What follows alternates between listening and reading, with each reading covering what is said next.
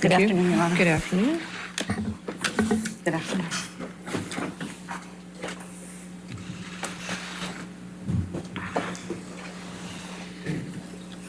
Thank you, Your Honor. Will you please state your name? Dawn Hughes. And what is your profession? I am a clinical and forensic psychologist. And where is your practice located?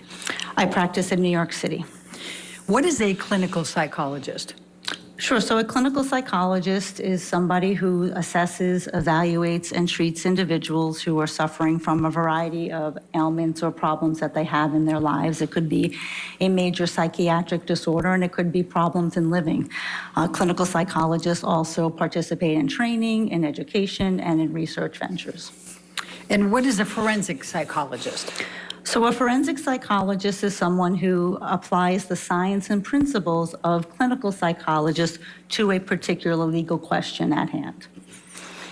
And please describe your background in terms of your education, please, for us. So I received my bachelor degree in psychology from Hamilton College, which is in upstate New York. I then received my master's degree and my PhD from Nova Southeastern University, which is in Florida. I then had to complete my year-long internship, and that was at Yale University in the School of Medicine in the Department of Psychiatry.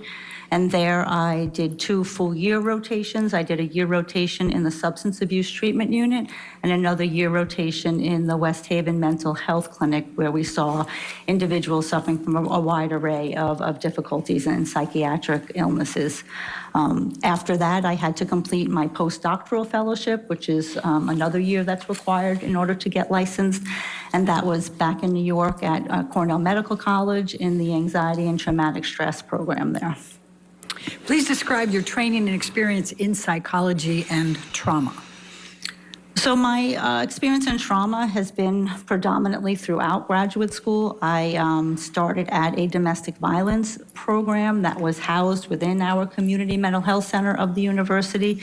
And that program, we saw both men and women who were coming through the program. The majority of the men were court-ordered for batterers intervention programs to participate in mostly group therapy because of their behavior in intimate partner violence, domestic violence. We also treated the female victims who were victims of intimate partner violence mostly in individual therapy, but we did run some groups there as well. After that practicum experience, I went to work at the Veterans Administration in their outpatient psychiatry clinic. And in that clinic, I treated mostly, this was Florida, so they're much older adults. So we saw a lot of Vietnam-era veterans and actually World War II veterans in that program, and a few of veterans who served combat in the first Iraq War. Sort of overlapping in that time, I also was the research coordinator for the Child Sex Abuse Survivors Program, and that was also a treatment program that was housed within that same community mental health center. And we saw individuals, both men and women, who were coming for treatment to deal with the consequences, the psychological after. We are going to hear so much more from the Heard team's expert witness. In just moments, we have to hit a break as we're nearing the top of the hour. Big thank you to attorney John Mobley for coming on the show today, and a big thank you to you at home for being with us. This is Court TV Live, your front row seat to justice. 1-3.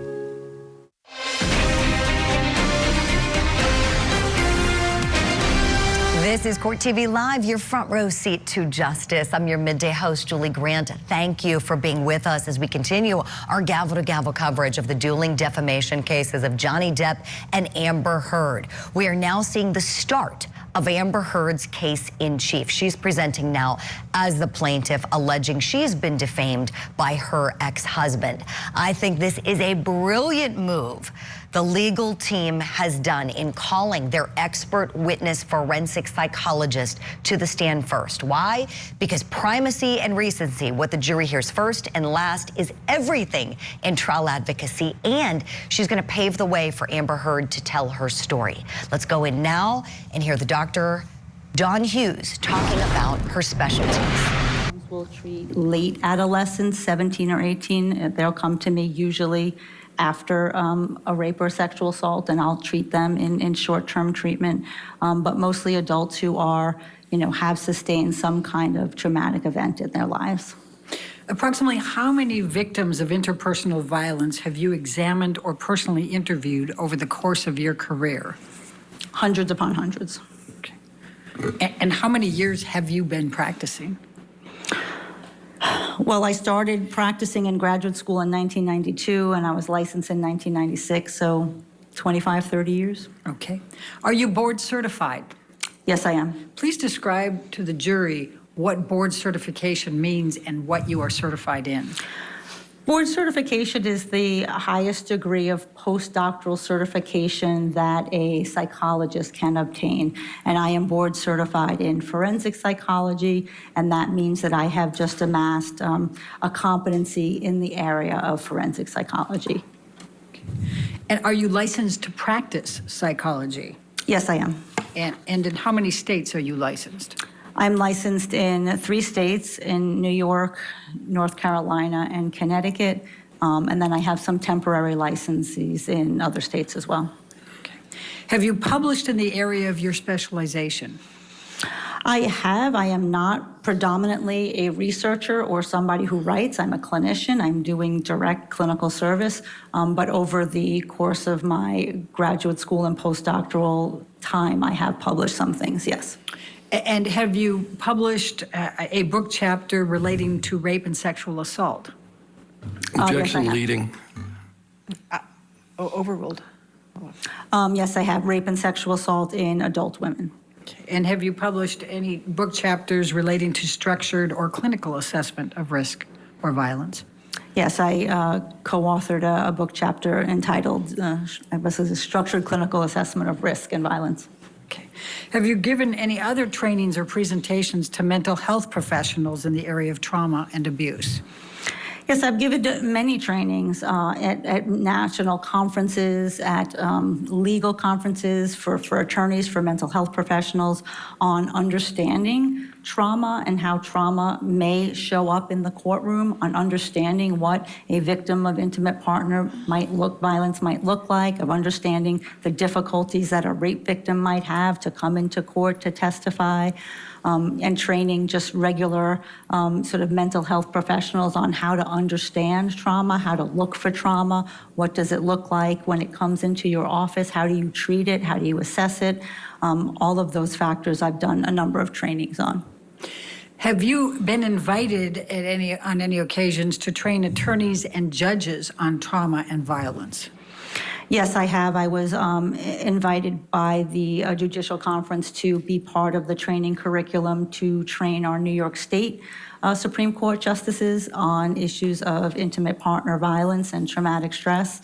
Some of the things that I've just been talking to you here about how to understand what happens in those situations, how to understand the myths and misconceptions that may abound in these situations, and how you can sort of more accurately understand what a victim is talking to you about and telling you when they come into your courtroom. Have you given any presentations to judicial symposiums on domestic violence? Yes, I've also been, contacted by, sometimes judges will have symposiums in their courtroom. They will make a decision to hold a particular symposium on particular topics, and I was, asked to come to presentations for judges on numerous occasions. And what, if any, presentations did you do on understanding women's use of force in IPV? That was a recent presentation. I think that was invited by one of the judges of the Office on Domestic Violence in New York. And the title is When Women Use Force in Situations of Intimate Partner Violence. And my topic was to talk about the complexities of that issue and what does that look like and how can we differentiate if both people are fighting, how do we know that this is intimate partner violence? So what does the research tell us about that? How do we understand that and how can we really accurately assess that? And that was sort of the bulk of what that training was about. What professional organizations do you belong to? I belong to a number. I belong to the American Psychological Association, which is the largest body of psychologists in the United States, over here, headquarters in DC. Because it's so big, there are subdivisions of of American Psychological Association, so I belong to the Division of Trauma Psychology. I belong to the Division of Psychology and the Law, the Division of Psychologists in Private Practice. I belong to other organizations, the International Society for Traumatic Stress Studies, which, as the name says, it's an international society where we are interdisciplinary, mostly psychiatry and psychology, researchers and clinicians, to really understand and further our awareness about trauma and traumatic stress. I belong to the International Society for Trauma and Dissociation. I belong to the Anxiety Disorders of Association of America. I'm a fellow in the American Board of Forensic Psychology. I don't know if I'm forgetting any. Okay. Are any of these specific to interpersonal violence or trauma? Well, clearly the trauma division of the American Psychological Association, the International Society for Traumatic Stress Studies, and the International Society for Trauma and Dissociation, and then also the Anxiety Disorders of Association continues to talk about trauma because prior to this new DSM-5, PTSD was originally categorized under the anxiety disorders. So there are still colleagues and researchers in the anxiety disorders organizations who talk about PTSD and trauma. Do you hold any leadership roles in these organizations? Yes, I am currently the president-elect of the Trauma Division of the American Psychological Association. That is an elected position. You have to be elected by our membership. And now I serve as with the presidential trio. So there's three of us. You serve with the immediate past president, the current president, and the president-elect. So it's a 3-year term.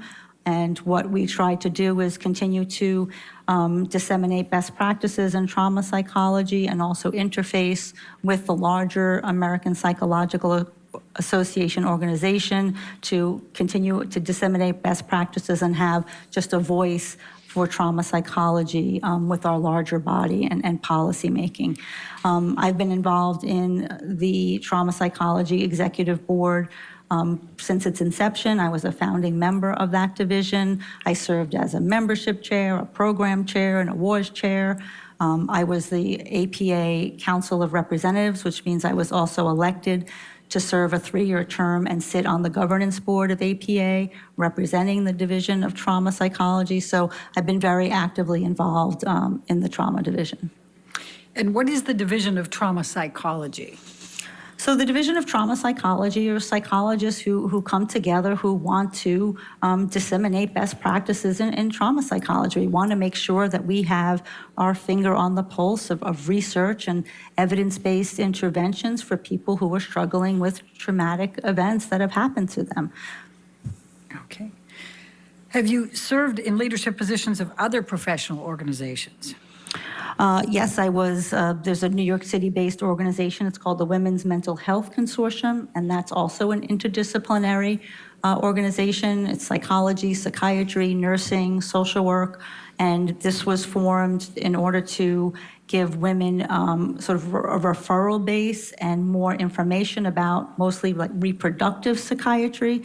We know that certain difficulties and psychological difficulties that you have can erupt when you're pregnant or postpartum. So we wanted to have a number of resources available to women in the New York City area. I was a membership chair there for a number of years, and then I was the president of that organization, I think 2009 to 2017. I don't have my CV, but I think that's about right. Why is participation in professional organizations important in your field? Well, it's important to me because I do believe very much in service. I do believe very much in giving back. I do believe that it's important as a psychologist who believes strongly in trauma psychology and helping people that I can be part of a voice at the table, part of that push to get policy and understanding, especially with the insurance companies, to make sure that people are getting, the appropriate care that they deserve. So it's something that just has always been part of my life in varying degrees. And as a psychologist, I feel like it's a very rewarding part of my job. Do you attend professional conferences? Yes, I do, typically multiple times a year. Of course, COVID threw a little bit of a wrench in that, since some things are virtual, but yes, I routinely attend conferences. And why do you think that's important? It's important to stay abreast of developments in the field. It's important to meet with your colleagues across the country and see what they're doing and what they're hearing and what's working and what's not working. So when you're at a conference and somebody's presenting new or novel research, then you can take that information and bring that back to your clients and bring that back to my forensic work. So it absolutely enhances the work that I do. Have you ever been qualified to testify in the field of psychology as an expert witness? Yes, I have. How many times? I was first qualified in 1998, so since then, about 50 times. Okay. And how often in that 50 times has the specialty been in interpersonal violence and traumatic stress? Probably more than half. Okay. We need to squeeze in a quick break. Don't go anywhere. This is Court TV Live, and we're covering Depp versus Heard. We're in Amber Heard's case now. Stay with us. Work pays off.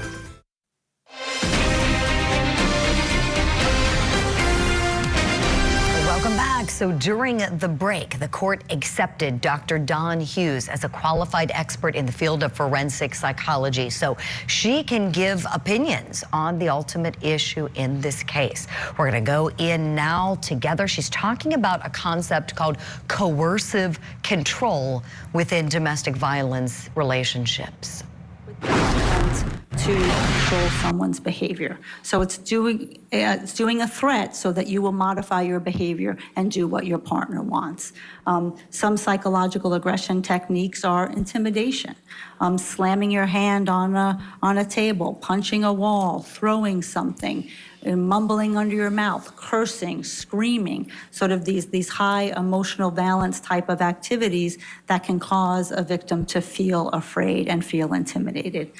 And then if there has been an act of physical violence where that contingency has already been established, that this person, your partner, has said, okay, I not only have the ability to use violence against you, I also have the willingness to do it. The intimidating tactics take on greater flavor. They take on greater salience. They mean more because you know what could be coming down the pike. What is emotional abuse? So emotional abuse functions to denigrate a person's sense of self-worth and their self-perception. It's about name-calling, being very mean-spirited, putting yourself down, using gender-based language that's offensive, racial slurs, all types of behaviors to really make a person feel less than they actually should. And what is sexual abuse? So sexual abuse in an intimate relationship functions to establish dominance and establish power. What it is simply in the psychological and psychiatric communities is forcing someone to do something sexual against your will when you did not want to.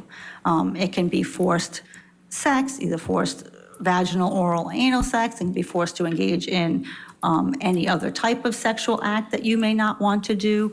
And when I say force, it doesn't mean it has to have physical force. There's a lot of psychologically coercive tactics that are used that many times when violence has already been established in the relationship, the victim often feels that she can't say no for fear of reprisal, for fear of retaliation, for saying no to those acts.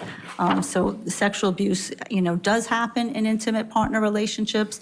A lot of people don't want to talk about it and they don't want to ask about it because it makes people very uncomfortable. Is digital penetration of the vagina sexual abuse? Action leading. What, if any, role does digital penetration of the vagina play in sexual abuse? If it is non-consensual, then it is abusive. What, if any, penetration of inanimate objects into the vagina plays a role in sexual abuse? Again, the operative word is consensual. If you are not consenting to those acts, then it is sexually abusive. Okay. Is there a distinction between sexual violence and sexual abuse? Not really. Sexual violence is a term of art. It is the overarching umbrella that we in the psychological and psychiatric communities talk about. So if we are looking at our diagnostic and statistical manual and say, what are the traumas that could cause PTSD, it's listed as sexual violence. So it's an umbrella term that allows us to understand it could be childhood sexual abuse, it could be a rape, a sexual assault, it can be sexual abuse in an intimate relationship. So it's really just an overarching term that we use in the field. What are So I'm sorry. So it doesn't mean, I think people often mistake it to mean that when you are being sexually abused, that someone's punching you or someone's hitting you or someone's doing something like that because you hear the violence. It does not mean that.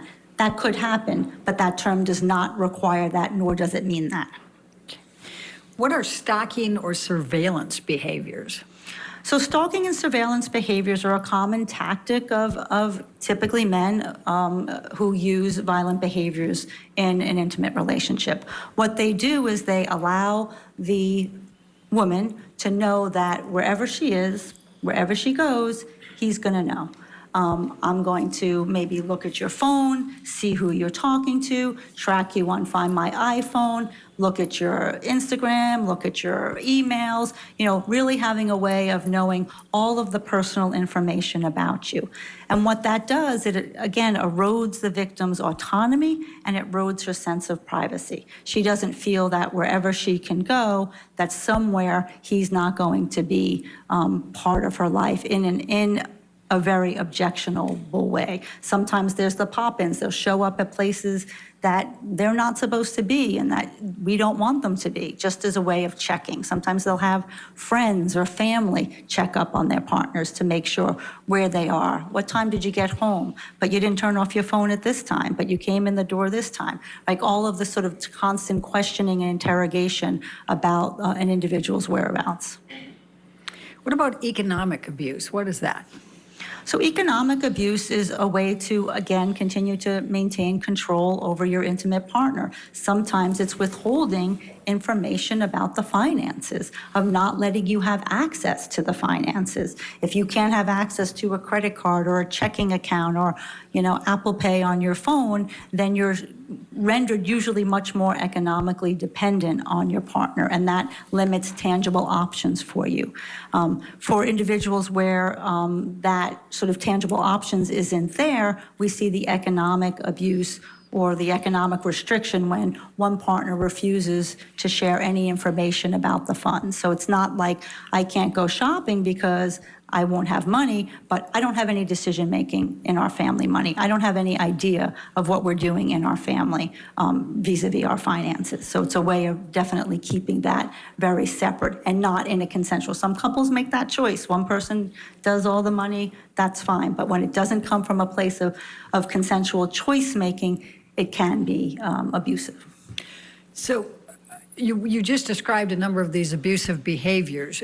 Are all of them present in every domestic violence relationship? Right. No, they're not all present in everyone, and that's why it's very important to do a thorough assessment of a relationship that may be mired in violence to see which ones are present and which ones have a great impact in the relationship, which ones are sort of making the structure of this relationship. After a sexual assault in an intimate relationship, how might a victim in those circumstances interact with her partner? So this is one of the myths that people say, well, if she was sexually assaulted by her partner, she would have just left. And nothing could be further from the truth. That's not what happens, especially when it's your husband or your boyfriend or your partner. So what women do is they bury it. They compartmentalize it. They put it away. They avoid it because then they continue to reach out for the kind and the loving man that they got into this relationship with. You know, the problem is that it does fester belief and causes more sort of psychological distress in the victim. What, if any, role can shame or humiliation play in this coercive dynamic? So that's one of the emotions that the victim is usually trying to suppress and compartmentalize and avoid and put away. One of the most frequently felt feelings after something so incredibly humiliating and violating is shame. And shame is a very sort of difficult emotion for people to have to live with and to have to experience.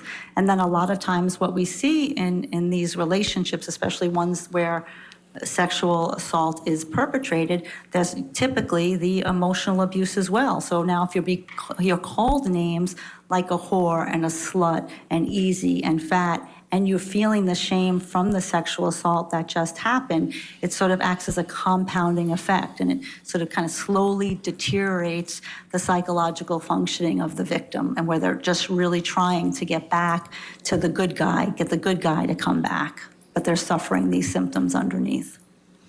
What about intimidation? What role does intimidation play in the coercive control dynamic?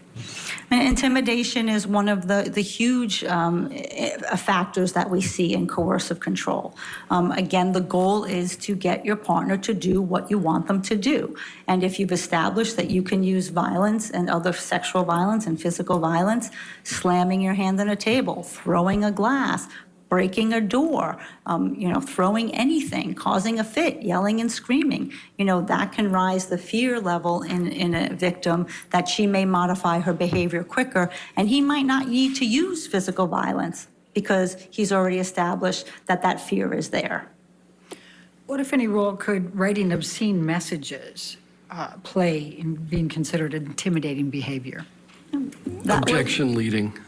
I said, what, if any, Your Honor? Overruled. I mean, certainly writing obscene messages to your partner could absolutely be an intimidating behavior. What, if any, role does emotional abuse or degradation play in the dynamics?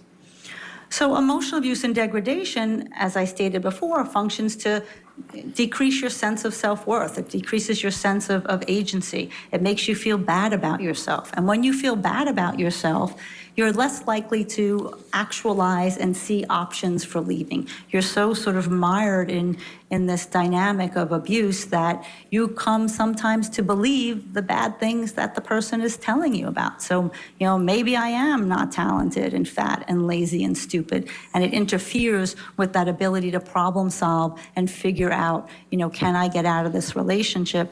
And sometimes you feel you don't even deserve to get out of the relationship when the abuse is so chronic and so repetitive. What role does surveillance as a means of control play in that dynamic? So surveillance. Objection leading.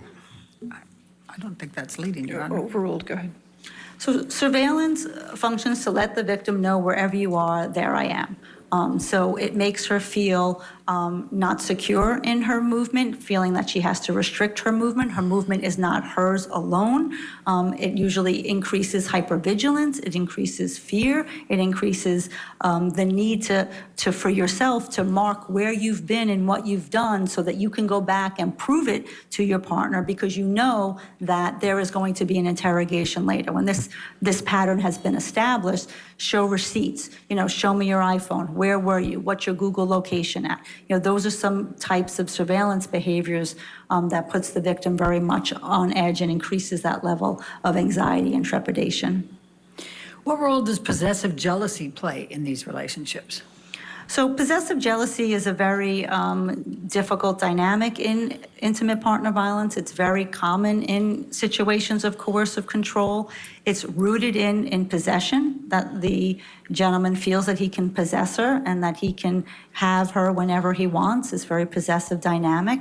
But the accusations, the problem is when you make the accusations, the woman's forced to refute the accusations. So they're continuing in this dynamic where she's trying to prove, I didn't do what you said, this didn't happen. And then unfortunately, sometimes it escalates because the man is not taking the no for an answer, because this is a perseverative, obsessive pattern that's very difficult to penetrate, that often these type of conversations lend themselves to physical and sexual violence.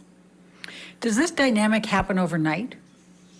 No, it doesn't happen overnight. It happens over time. We don't, a woman doesn't get into a relationship with a man who's beating her up and sexually assaulting her and calling her names and doing all that. She gets into the relationships for all the right reasons, just like we all get into relationships, for love, for companionship, for kindness, for a future. But then slowly, all of these behaviors start to take form. And I always say it's sort of like sucking the oxygen out of the room, and then before you know it, you're suffocating. So And that brings me to my next question. What role do physical abuse and coercive tactics play interspersed with normalcy and positive moments? Objection compound. I'll sustain the objection. Okay. Yeah, I'll figure this out some way. What role does love and normalcy play in these dynamics you've been describing? Objection compound. Overruled. Go ahead. Thank you. So love and normalcy are almost always in these relationships. That, you know, when you are in a lull and the violence is not happening, you're back to sort of the loving man that you wanted, the person who you wanted to be with. And when you pair sort of this violent dynamic, physical violence, sexual violence, with love and attachment, it creates a trauma bond. It creates a psychological bond. An emotional dependency is created. So it makes it very difficult for the victim of the abuse to sort of extricate herself from that relationship, and for her to even believe, frankly, I mean, that takes a lot of time to even believe that she can and that she should. And what, if any, role does that dynamic you've described have in the victim thinking they can fix the problem? So what do we know from the research? So what Amber Heard's team is doing here is trying to educate the jury with this expert witness. I will say one very good thing she's doing, and you might have picked up on this. Notice how she's turning her body toward the jury. So she's talking directly to them, creating more of an intimacy there in the conversation. Very good technique that's often employed by trial attorneys who know their stuff. We'll be right back with more Court TV Live after this.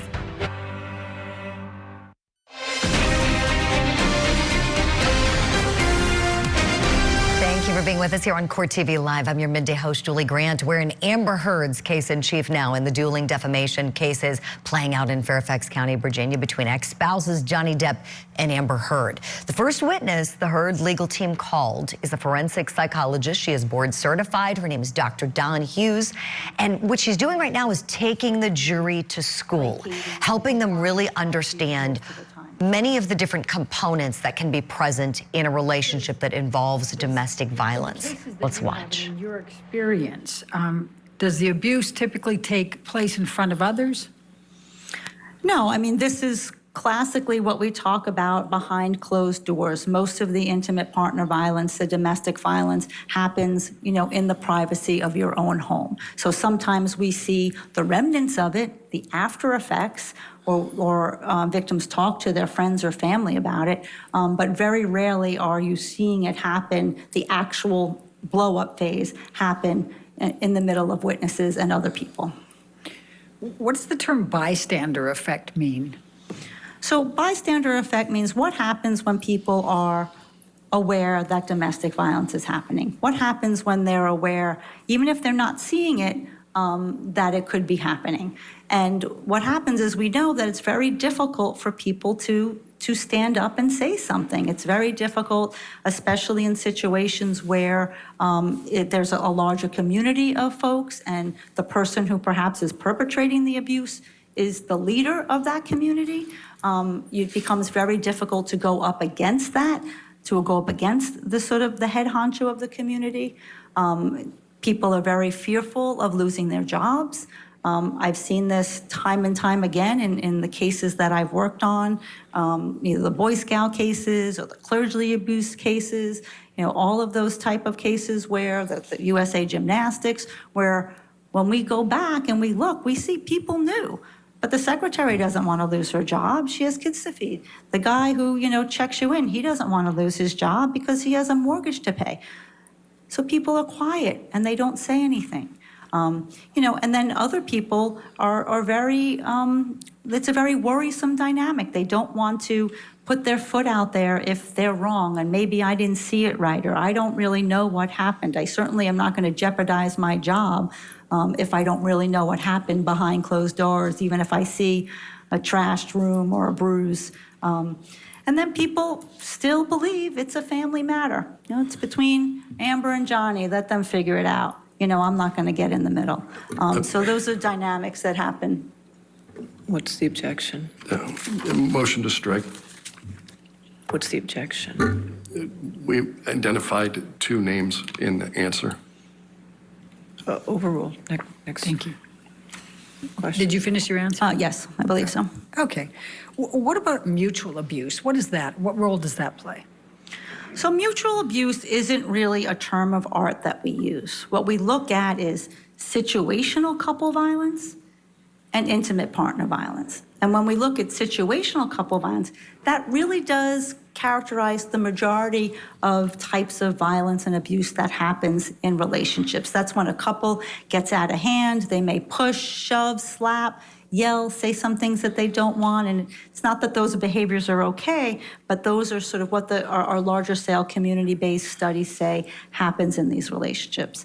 That's distinguished from intimate partner violence, what I'm talking to you about, that has this constellation of symptoms and is rooted in the abuse of power and control.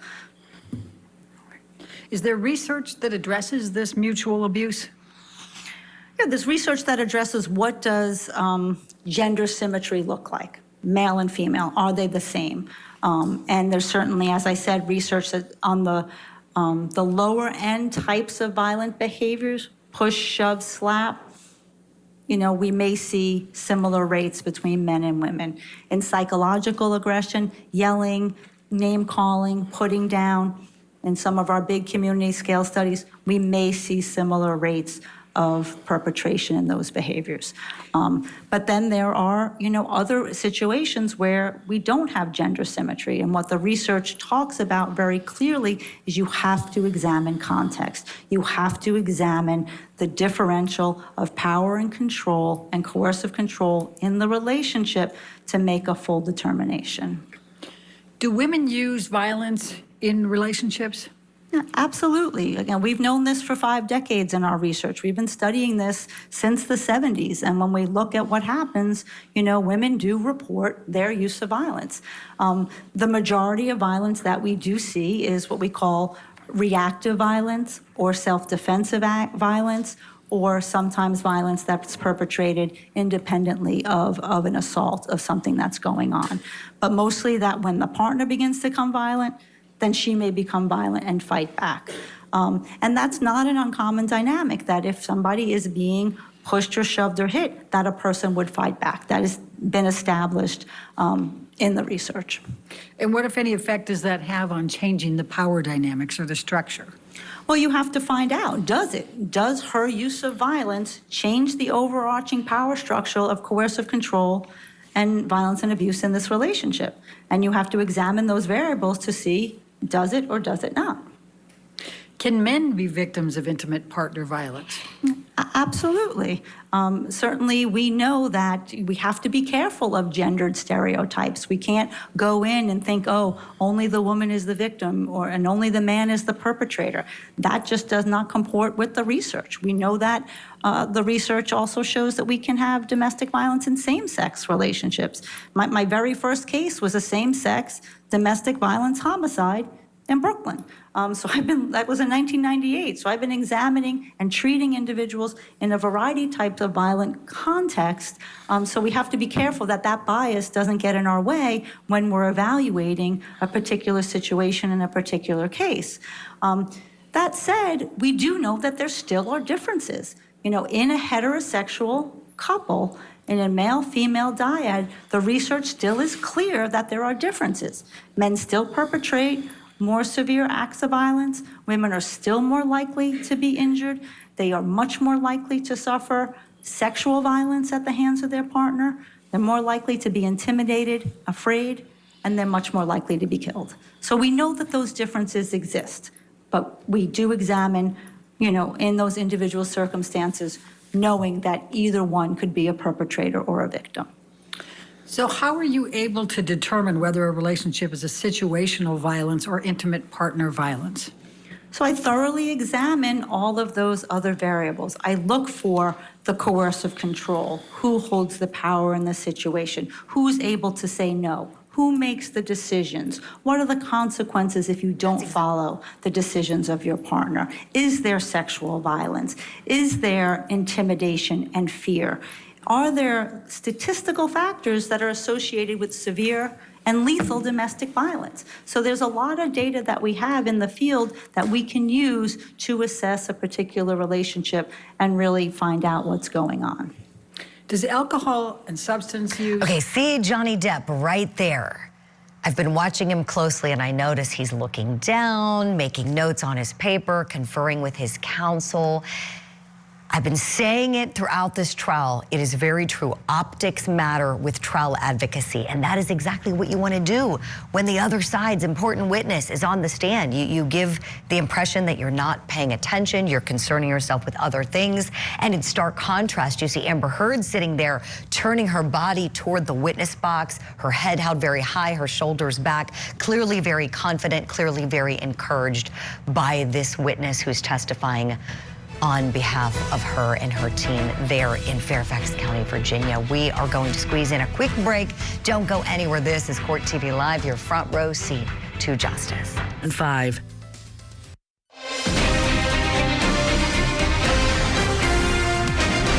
Welcome back to Court TV Live. I'm Julie Grant. Let's go back into the courtroom together. We're watching Dr. Dawn Hughes testifying as an expert in the field of forensic psychology. She's just talking about why victims of domestic violence stay in those relationships. They don't stay for the violence. They stay for the person that they love. That's what makes it so complicated to understand. She's telling the jury about that right now. And notice what I was just talking about before the break, the body language. Amber Heard, you'll see, her body is almost entirely turned to her left. I mean, we're seeing more of her than we've seen any day since this trial has started, really facing that witness, showing a lot of comfort, so much interest.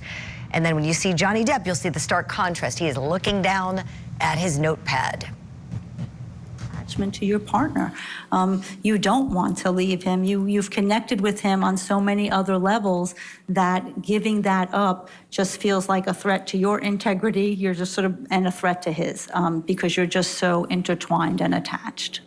What, if any, role does hope and optimism play?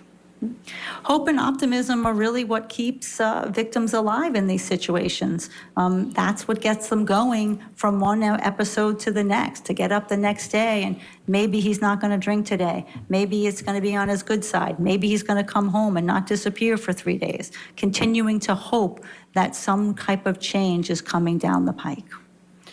Now, you mentioned lethality a little earlier. Can you please explain to us what that means? So lethality is, means death, means fatality, and we have very well validated instruments and data that looks at what factors happen in a relationship where a woman ends up dead.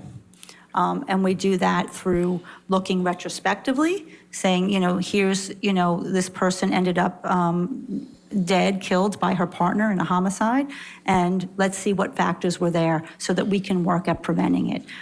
It's very methodologically sound over different case control designs over multiple cities used by the FBI and law enforcement. So these are a number of factors that tell us that somebody is in a very dangerous situation. So some of the factors are an increase of frequency and severity of the violence, threats to kill, choking behavior, sexual assault, obsessive and possessive jealousy, controlling behavior, the perpetrator's use and abuse of substances, alcohol and substances, the perpetrator's threatening of suicide himself, right? Those are some of the top factors, and there are more that are very, very dangerous. When we hear that and we hear a woman is in a situation where those are present, then we are moving out of situational couple violence. What, if any, role does destroying property? And destroying property, destruction of property, personal property is also one of the risk factors for danger and fatality. And what, if any, role does leaving threatening messages play? Yep, that's also a risk factor for lethality. What are the psychological and traumatic effects that such interpersonal violence has on victims? Objection compound. Psychological and traumatic effects are kind of interchangeable. I'll sustain the objection. What are the psychological effects that such interpersonal violence has on victims? So these have also been well researched, and they are wide and varied. We see depression and depressive disorders, sometimes with suicidality. We see anxiety and anxiety disorders, a lot of stress. We see post-traumatic stress disorder. We see substance abuse and substance abuse disorders. We see trust difficulties and difficulties in interpersonal relationships. As a result, we see a lot of shame and humiliation. We see anger and rage, a whole sleep disruption, a whole host of difficult psychological consequences having sustained a relationship of intimate partner violence. What, if any, role does low self-esteem play? Well, low self-esteem is a very common after effect, and that, you know, when you're embedded in the relationship, it also makes it just very difficult for you to climb your way out. What is emotional dysregulation? Emotional dysregulation, so it's a DYS, dysregulation, is when you sort of don't feel that you have control of your emotions. You feel like you're fluctuating, you know, from one to the next. It's not the same as a bipolar disorder. It, you know, can happen in short moments that, you know, it's really because your central nervous system is so out of haywire from being exposed to so many traumatic events that you may feel things deeply and with a short trigger and in a very quick time. In your experience, is there a particular way victims of intimate partner violence remember the violence they endured? Well, memory for traumatic events is something that has been well researched. Sometimes people have what we call dissociative amnesia, where because of the physical or psychic pain of what they're going through, a portion of the memory either gets blocked or can't get retrieved. Whether it's stored or retrieval, we're not really sure.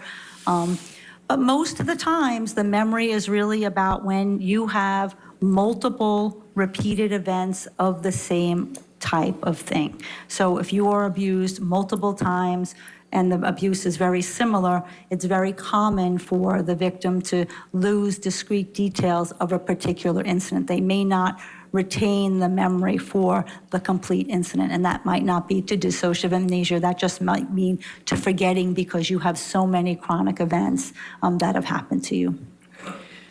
Are there common myths or misperceptions about domestic violence? There are. I hope I've dispelled some of them. All right, as we're going to hear more from this expert witness in our next hour, we've got to do a break before that, and I'm going to bring in someone else who knows what it's like to testify as a qualified expert in both state court and in federal court, retired DEA Special Agent Ted Golden in Atlanta. Okay, Agent, talk to me about this witness's technique, trying to connect with the jury. What's your opinion of it, please? She's doing a great job. She's talking directly to the jury. She's making her statements calm. She's allowing the defense attorney or the other attorney to object, waiting for a response. She's doing everything she's supposed to do to ensure that she's answering the question. I think it's even more admirable that she's not getting caught up when he does objections. Yeah, most certainly. I would love to see you testify as an expert witness. I'm sure you are sensational, as you always are here on Court TV Live. Agent Golden, great to see you today. Thank you for coming on the show, and thanks to you at home for being with me the last 3 hours. My time is done here. Ashley Wilcott will be here next. I'm Julie Grant. It's been great being with you.